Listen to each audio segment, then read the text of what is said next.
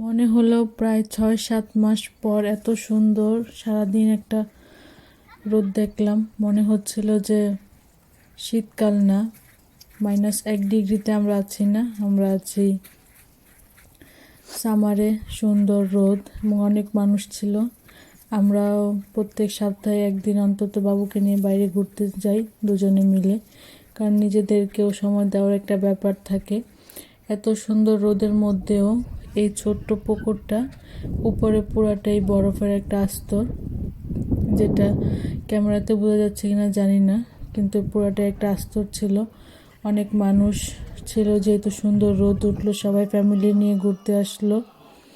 তারপর আসার সময় আমরা খাবার নিয়ে আসলাম, একটা আস্ত মুরগি গ্রিল, সাথে নান রুটি পাউরুটির মতো।